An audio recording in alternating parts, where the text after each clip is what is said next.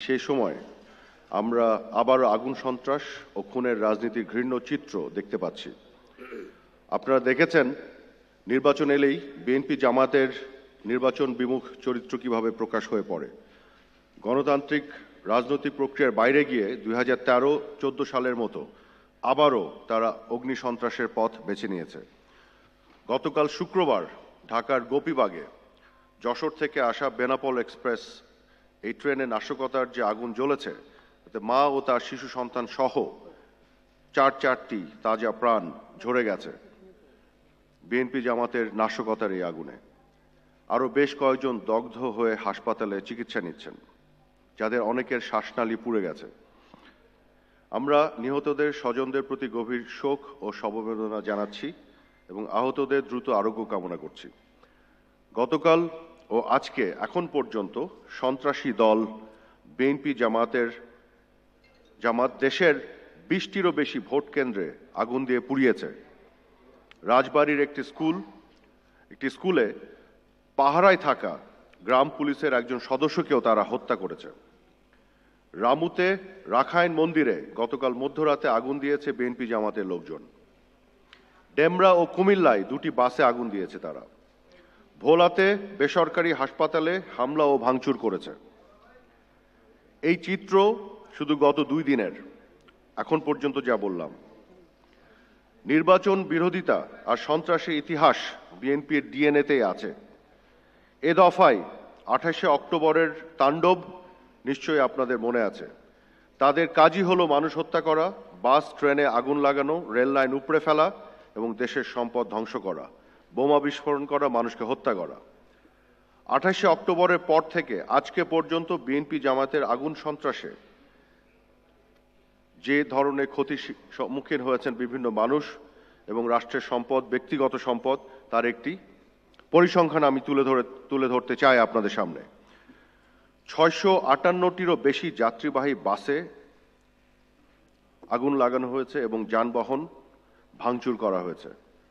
রেলে নাশকতার ঘটনা ঘটেছে 21টি। 17টি ট্রেনে আগুন দেওয়া হয়েছে, এতে 10 জনের জীবন গেছে। 20 জন বাস চালক ও হেল্পার অগ্নিদগ্ধ হয়েছে।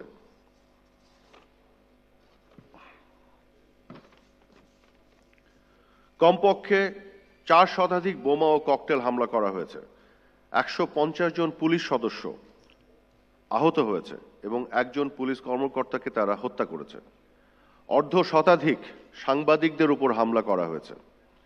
আওয়ামী লীগের 6টি কার্যালয়ে হামলা করা হয়েছে। খুলনায় আদালতের এজলাস কক্ষ পুড়িয়ে দেওয়া হয়েছে। প্রিয় সাংবাদিক বন্ধুরা, আপনারা নিশ্চয়ই লক্ষ্য করেছেন এসব ঘটনা ঘটাতে গিয়ে অনেক স্থানেই বিএনপির কর্মীরা হাতে নাতে ধরা পড়েছে। প্রযুক্তির সর্বোচ্চ ব্যবহারের মাধ্যমে হাতে নাতে তাদেরকে ধরা হচ্ছে এবং বিভিন্ন গণমাধ্যমে আপনারা সেই বিষয়গুলো রিপোর্টও করেছেন, সেগুলো আজকে আমরা তুলে ধরব। গত 5ই নভেম্বর উত্তরার আবদুল্লাপুরে ককটেল বিস্ফোরণের সময় হাতে নাতে ধরা পড়ে গাজীপুর মহানগর ছাত্রদলের সাবেক সভাপতি কাজী মোহাম্মদ হাসান। গত 24শে ডিসেম্বর নারায়ণগঞ্জে যে রেলে হাত বোমা নিক্ষেপ করা হয়, সেই সময় বিএনপি জামাত সমর্থক জয়নাল আবেদিন, হাবিবুর রহমান ও মোহাম্মদ আরিফকে আটক করে রেলওয়ে পুলিশ। গাজীপুরের শ্রীপুরের বনখড়িয়ায় রেল লাইন কেটে নাশকতার দায়ে গাজীপুর সিটি কর্পোরেশনের 28 নম্বর ওয়ার্ডের কাউন্সিলর আজমল হোসেন ভুইয়া সহ বিএনপি যুবদল ও ছাত্র দলের 7 জনকে গ্রেফতার করা হয়। তারা অপরাধের দায়ও স্বীকার করেছে। মাগুরা থেকে গত বৃহস্পতিবার ছাত্র দলের এক নেতাকে গ্রেফতারের পর বিএনপি জামাতের নাশকতা পরিকল্পনার কথা তারা জানায় এবং ব্রিফিংয়ে আইজিপি মহোদয় সেই বিষয়গুলো জানিয়েছে, আপনার মনে আছে। আমি আগেই বলেছি যে বিএনপি জামাত কখনোই গণতন্ত্রে বিশ্বাস করে না এবং ভোট এলেই তারা সাম্প্রদায়িক শক্তি ও জঙ্গিদের সাথে একাট্টা হয়ে নারী ভোটার, ধর্মীয় সংখ্যালঘু এবং ক্ষুদ্র জাতিসত্তার ভোটার সহ দেশের নাগরিকদেরকে তারা টার্গেট করে এবং নাশকতার মাধ্যমে তারা মানুষকে ভয় দেখিয়ে তাদের উদ্দেশ্য চরিতার্থ করার চেষ্টা করে। পরিতাপের বিষয় হলো এই যে নাশকতা তারা করছে এবং মানুষকে হত্যা করছে, কিন্তু তাদের সাথে তাদেরই পার্টনার ইন ক্রাইম একদল মানুষ যারা টুইটারে যেটাকে বলা হয় এক্স, ফেসবুকে এবং টেলিভিশন টকশোগুলোতে এবং অনলাইনে বিভিন্ন মাধ্যমে অসত্যভাবে অপপ্রচার করে সবগুলো দোষ সরকারের ঘাড়ে চাপানোর চেষ্টা করে এবং মানুষের মধ্যে সন্দেহ তৈরি করার চেষ্টা করে। এবং কিভাবে তারা এই বিষয়গুলি করে তারও কিছু উদাহরণ আপনাদের কাছে তুলে ধরতে চাই। আপনাদের মনে আছে কিছুদিন আগে পুলিশের তরফ থেকে, কর্তৃপক্ষের তরফ থেকে একটি চিঠি ডিজি হেলথের কাছে লেখা হয়েছিল হসপিটালগুলি বিশেষভাবে সুরক্ষিত রাখার জন্য। বিএনপি যখনই কোনো ধরনের রাজনৈতিক কর্মসূচি দেয় সেই দিন থেকে রাত্রেবেলা থেকে শুরু হয়ে যায় এই ঘটনা।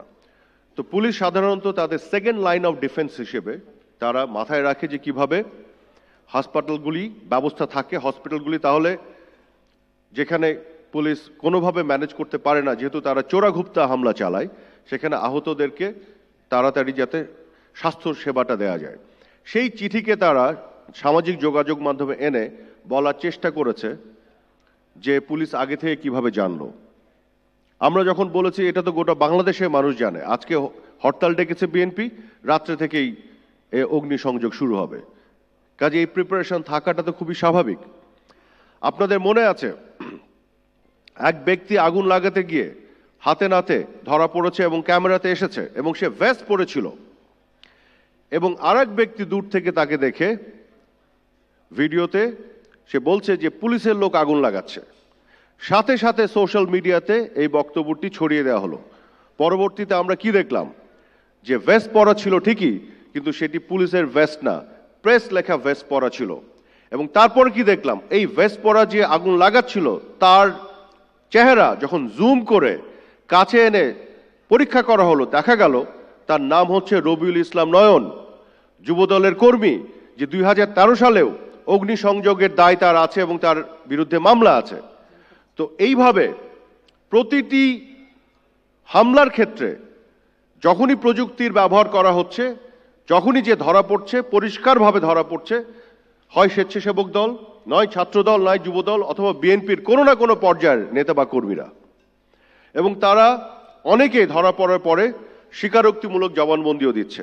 অথচ একদল, আমি বলবো রাজনীতিবিদ, যারা ভোট বর্জনের রাজনীতি করছে, সুশীল সমাজের একাংশ এবং সামাজিক যোগাযোগ মাধ্যমের এক গুজববাজ, এক অপপ্রচারকারীরা মানুষের মধ্যে কনফিউশন তৈরি করার জন্য, এই যে পরিষ্কারভাবে যেটা বোঝা যাচ্ছে বিএনপি জামাতের সন্ত্রাস, সেটাকে ভিন্ন খাতে দেখানোর জন্য এই অপপ্রচারগুলো তারা করার চেষ্টা করেছে।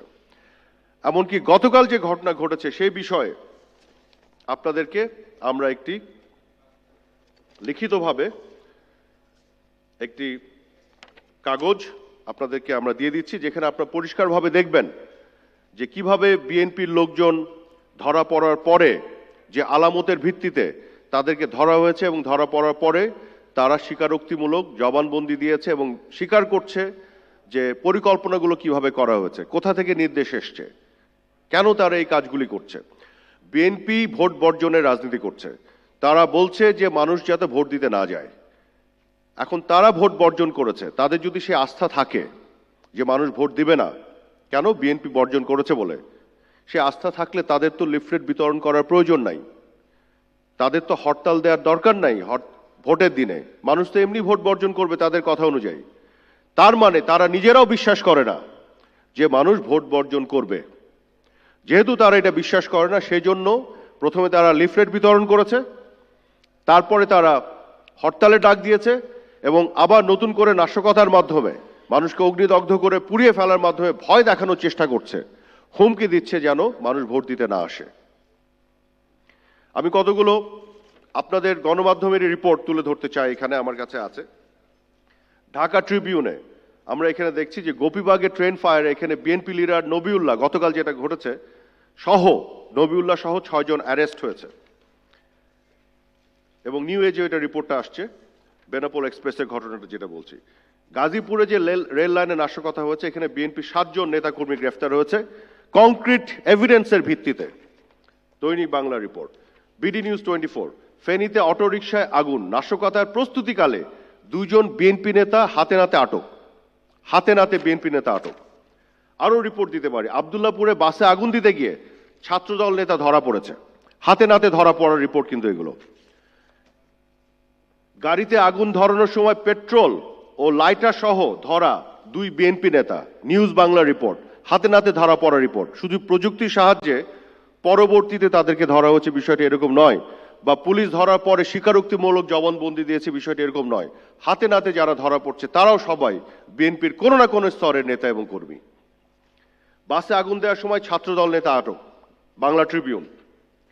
এবং আপনারা খেয়াল করে দেখবেন 28 তারিখের আগেও জুলাই মাসের 29 তারিখে ডেইলি স্টারের রিপোর্ট, জুলাই মাসে 29 তারিখে, torching of bus on July 29, 6 BNP men arrested, Daily Star, July 29. Tension mounts as buses set on fire by BNP supporters in Matoain, Dhaka Tribune. এই রিপোর্টটা হচ্ছে জুলাইয়ের 29 তারিখে, অর্থাৎ 28 তারিখ থেকে তারা যে তাণ্ডব দিয়ে শুরু করেছিল তার আগে থেকেও কিন্তু তারা আগুন লাগাচ্ছিল, এবং এগুলো সব রিপোর্ট আছে, আপনাদের এখানে আসছে। আমার কথা হলো, বিএনপির এই সন্ত্রাসীদের যখন পুলিশ অ্যারেস্ট করে তখন যদি প্রশ্ন ওঠে যে কেন বিএনপি নেতাকর্মীদের অ্যারেস্ট করা হচ্ছে, তাহলে এই প্রশ্ন কেন উঠছে না, এই নাশকতা, এই অগ্নিসন্ত্রাস বিএনপি কখন থামাবে?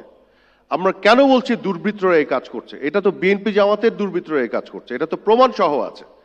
আমরা যদি এটি না বলি যে বিএনপি জামাতে এই কাজ করছে, তাহলে কিন্তু তারা এটা করেই যাবে এবং অন্যের ঘাড়ে দোষ চাপাবে। আজকে কি প্রমাণের কোনো অভাব আছে যে তারা এই কাজগুলি একটির পর একটি করছে, মানুষকে পুড়িয়ে মারছে? এবং কি বলছে তারা? আজকে এই ঘটনা ঘটেছে, বিএনপি নির্লজ্জের মতন তাদের অফিসিয়াল পেজে তারা কি করেছে? নিন্দা জানিয়েছে এই অগ্নি সংযোগের, এবং তারা তদন্ত এবং বিচার চেয়েছে, স্বাধীন তদন্ত। আবার তদন্তর ফলে যখন বের হয়ে আসছে তাদেরই কেউ না কেউ এই কাজের সাথে যুক্ত, তখন তারা বলছে যে না, এটা জোর করে করানো হয়েছে। তাহলে স্বাধীন তদন্ত কাকে বলে? আর প্রযুক্তির ব্যবহার করে যখন হাতে নাতে ধরা পড়ছে, সেটিকে কি বলবেন? প্রযুক্তি কি স্বাধীন, নাকি প্রযুক্তিও কারো পক্ষ নিচ্ছে? এই প্রমাণগুলি যখন হচ্ছে তারপরে কি বলা যায়? তো আজকে তারা ভোট বর্জন করেছে, এটা তাদের সাংবিধানিক অধিকার, কিন্তু মানুষের ভোট দেওয়ার অধিকারও মানুষের প্রতিটি ভোটারের সাংবিধানিক অধিকার। মানুষকে ভয় দেখানোর জন্য নাশকতার আশ্রয় নিয়ে মানুষের বেঁচে থাকার অধিকার কেড়ে নিয়ে ভোটাধিকারের নাকি সংগ্রাম তারা করছে, এটি কি আমাদের বিশ্বাস করতে হবে? যাদেরকে তারা মেরে ফেললো গতকাল ট্রেনে অগ্নিসংযোগ করে, এই মানুষগুলির কি বেঁচে থাকার অধিকার ছিল না? আজকে আমাদের কাছে সকল প্রমাণ আছে যে বিএনপি এবং জামাত এই সন্ত্রাসী কর্মকাণ্ডগুলো করছে। আপনাদের কাছে অনুরোধ থাকবে যে এই বিষয়গুলিকে আপনারা তুলে ধরবেন। বিএনপির এই সন্ত্রাস করতে গিয়ে যখন তারা ধরা পড়ছে, অ্যারেস্ট করা হচ্ছে, তাদেরকে যখন জেলে ঢুকানো হচ্ছে, যারা এই সন্ত্রাসের পরিকল্পনা করছে, যারা অর্থ যোগান দিচ্ছে, যারা অর্থ বিতরণ করছে, এবং তাদের ফুট সোলজাররা যারা রাস্তায় নেমে অগ্নিসন্ত্রাসটা করছে, সবাইকে যখন গ্রেফতার করা হচ্ছে, তখন বলা হচ্ছে যে তাদের গ্রেফতার করা হয়েছে, এবং গ্রেফতারকৃত যারা তাদের অনেকেই বিভিন্ন সময় হয়তো জেলের মধ্যে মারাও গেছে, সেই বিষয়টি নিয়ে প্রশ্ন তোলা হচ্ছে।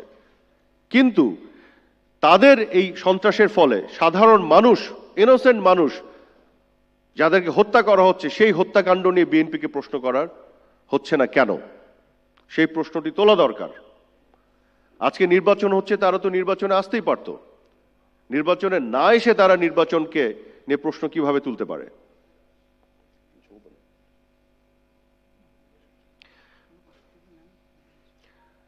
যাই হোক, আমরা মূলত এই কথাটি বলতে চেয়েছিলাম যে বিএনপির এই নাশকতার পূর্ণাঙ্গ প্রমাণ আপনাদের কাছে তুলে ধরলাম, প্রযুক্তির মাধ্যমে যে প্রমাণগুলি পাওয়া গেছে। শুধু কনফেশনাল স্টেটমেন্টের কথা আমরা বলছি না। এবং আপনাদের গণমাধ্যমে জুলাইয়ের 29 তারিখ থেকে শুরু করে অক্টোবর মাসে এবং তার পরবর্তীতে কোথায় কি রিপোর্ট হয়েছে সেগুলো আমরা তুলে ধরেছি আপনাদের সামনে।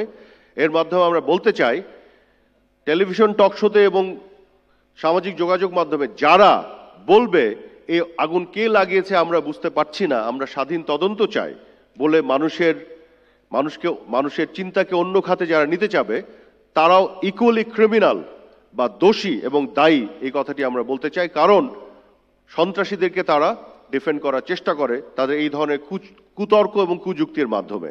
এই বিষয়টি আমরা তুলে ধরতে চেয়েছি। আপনাদেরকে অনেক ধন্যবাদ।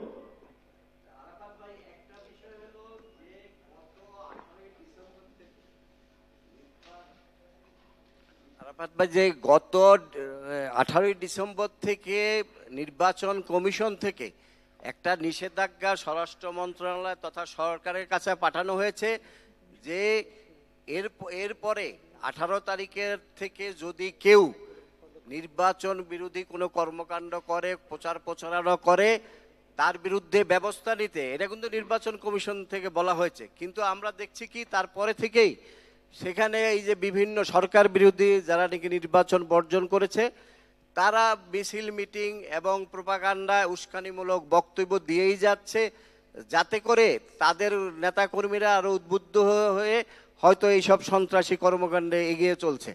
আমার ব্যাপার হলো যে প্রশাসনভাবেও কোনো ব্যবস্থা নেওয়া হয়নি এবং আওয়ামী লীগ দলীয়ভাবে এর বিরুদ্ধে কোনো ব্যবস্থা নেয়নি। তা আপনার বক্তব্য কি হবে? ধন্যবাদ। আজকে আমাদের দপ্তর সম্পাদক বিপ্লব বড়ুয়ার নেতৃত্বে একটি দল নির্বাচন কমিশনে গিয়েছিল এবং সেখানে এই বিষয়টি তুলে ধরা হয়েছে আমাদের দলের পক্ষ থেকে, যেটি বলা হয়েছে যে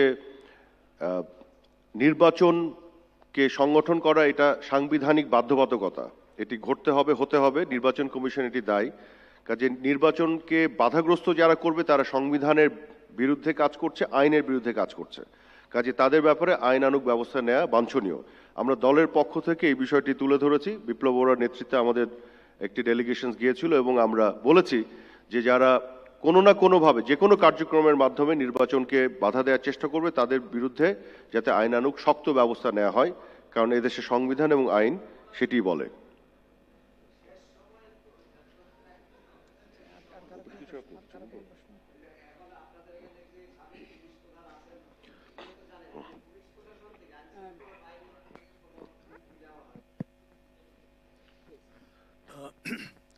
This is the second time that the BNP alliance is boycotting parliamentary elections in Bangladesh. Are you worried about the world's media and others branding tomorrow's election as an unfair election? Do you have any plans to sue the BNP for bringing a bad name to your democracy? Thank you. Well, we do not have any such plan to sue BNP, but what do we want to tell the whole world? Okay. So basically, what we want to say everyone, that is the election that is to be held is as part of the constitutional obligation. So the Election Commission has certain, and it is bound by the law. So Awami League as a party, it is only a stakeholder to the election. It can only participate, but cannot force anyone to come and participate. We wanted everyone to come and participate. BNP was also welcomed, actually. So BNP decided, they chose not to come, but the election has to be held. It is not a choice, it's an obligation. But whether or not you want to come to the election, that is a choice. That's not an obligation. BNP chose not to come. Now, because they didn't come to the election, so how can that be our fault? We wanted them to come, they did not. Now, if they didn't come and the election is not what we expected to be, as competitive as it should have been if BNP had come, then I think if anyone has to criticize, they have to criticize those who chose not to come, and that happens to be BNP. It is probably not our fault. And we did not do anything to create any impediments whatsoever to stop BNP coming to the election. Rather, we did everything that we could to make sure the election is held in a free and fair manner and in a peaceful manner. That was our commitment, and that was very visible. So the problem is, the question that the whole world need to ask is, why BNP did not come to the election? Is it BNP that did not come to the election, or it is their supreme leader, Tariq Rahman, who's a fugitive right now, did not allow BNP to come to the election because he himself does not qualify to participate.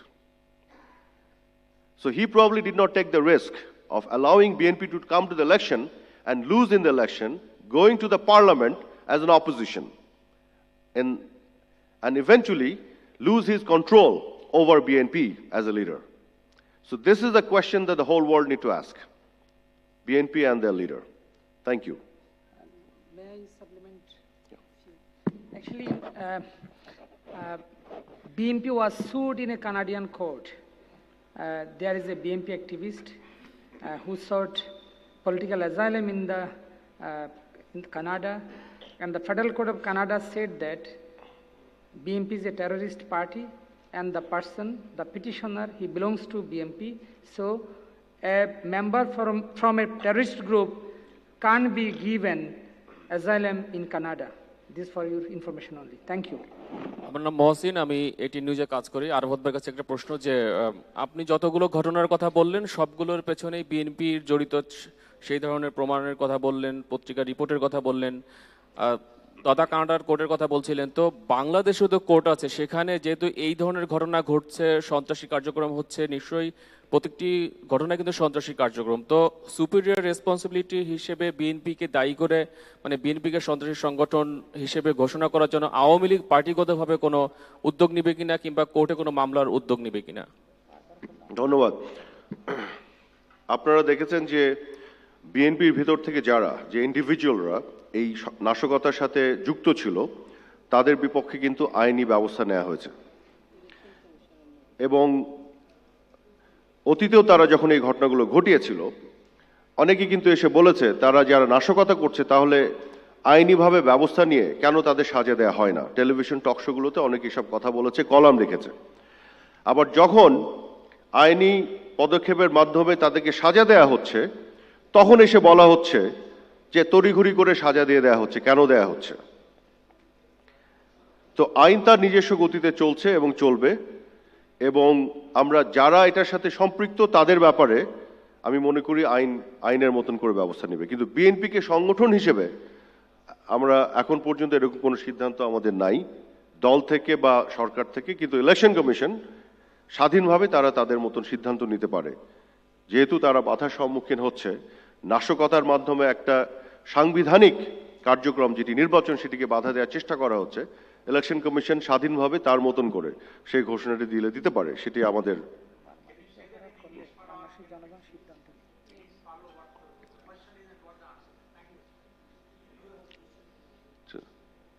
No, what? I didn't get you. Well, should I speak? Oh, okay. Okay, the question was, since we have enough evidences of BNP, in BNP's involvement, indulging into violence and terrorist activities, and because it was also declared in some way in the court in Canada that BNP's involvement with the terrorism, so whether the Bangladesh government or judiciary in Bangladesh will also make the similar declaration. That was his question. So we said, no, we do not have any such plan on our part, but every single individual from BNP, whenever they are involved into some kind of sabotage or terrorist activities, the law is taking its course, and it will continue to happen. Yes. Well, I'm Dr. Shukla from India. You know, every democratic country has its own rights. No other countries has a right to intervene. Number one. Number two, I'm surprised that your government and you have not done much about to tell people of the country, world, that we are prepared, but BNP is not participating to the best reasons they know.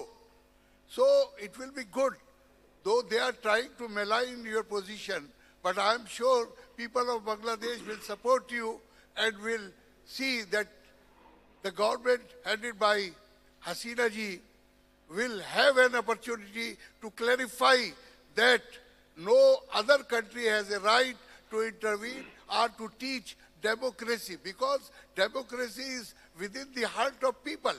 It could have been better if they could have advised BNP to participate. Yes. Because, this is not a question of the day. It is a question of tomorrow. We have to strengthen democracy. We have to strengthen the coming time, so we could teach our generations that election is an important part to strengthen the democracy. I will like you and your government should do its best to tell the world that we are prepared, but if no one is prepared, we cannot bring them to the door.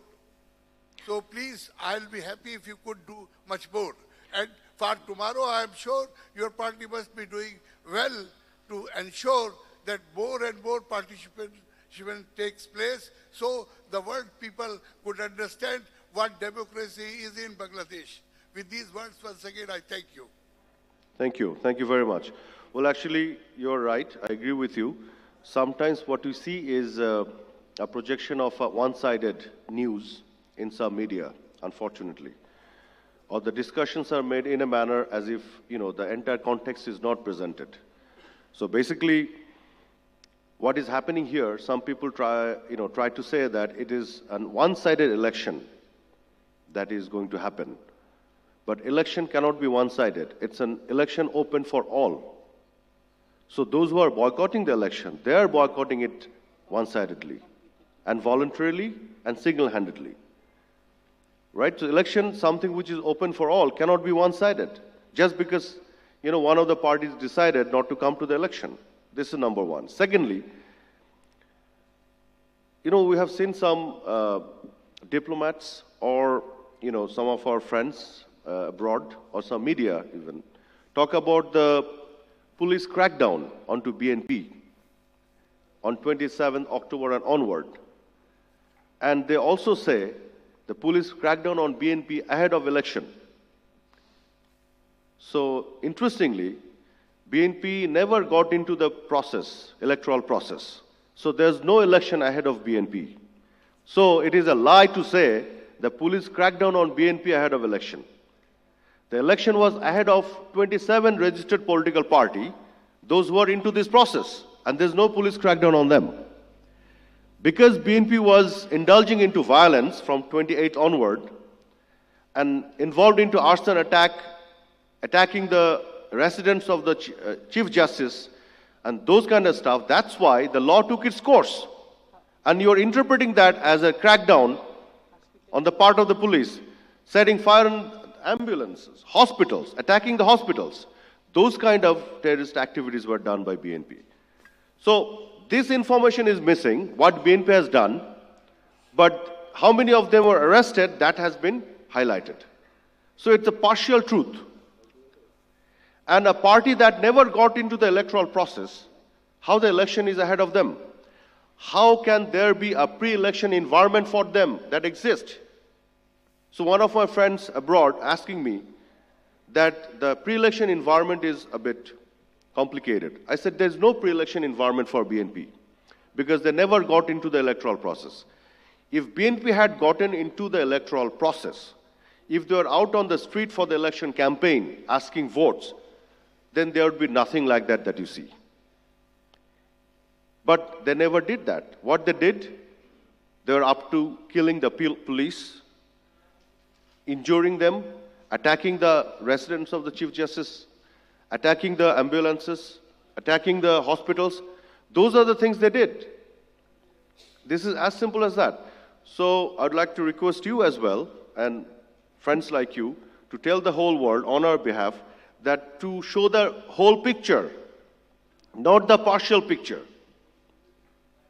Just imagine for a minute, if BNP did not do what they did on October 28th. Instead, if they had gotten into the electoral process like the way Awami League and other political party did, there would be only festivity around the election. There'd be no killing, no arson, no nothing. And there'll be no arrest, no nothing. It'll be only election. And those who are in favor of the election, they are in favor of democracy. Those who are against the election, in favor of terrorism, how can they be a force, a pro-democracy force? This is exactly what we want to tell the whole world. And I hope that you can also help us, spreading this message. Thank you.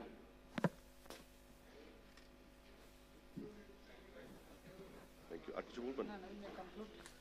I think আমরা এখানে শেষ করে দিই। Thank you very much. আপনাদের সময়ের জন্য অনেক ধন্যবাদ। আমাদের সাথে আরো এখানে উপস্থিত ছিলেন, আপনারা জানেন, ব্যারিস্টার বিপ্লব বড়ুয়া, দপ্তর সম্পাদক বাংলাদেশ আওয়ামী লীগ, হাসান মাহমুদ খন্দকার, সাবেক আইজিপি এবং আমাদের মিডিয়া উপকমিটির একজন সম্মানিত সদস্য। আমাদের সাথে আছেন গোলাম রাব্বানী চিনু ভাই, আমাদের কেন্দ্রীয় আওয়ামী লীগের কেন্দ্রীয় নেতা, আব্দুল আওয়াল শামীম, উপপ্রচার সম্পাদক বাংলাদেশ আওয়ামী লীগ। আমাদের সাথে আছেন এদিকে সায়েম, উপ দফতর সম্পাদক, শাহাবুদ্দিন ফারাজি, কেন্দ্রীয় নেতা আওয়ামী লীগের, এবং রোকেয়া সুলতানা আপা, হেলথ সেক্রেটারি বাংলাদেশ আওয়ামী লীগের স্বাস্থ্য সম্পাদক। ধন্যবাদ আপনাদের সবাইকে।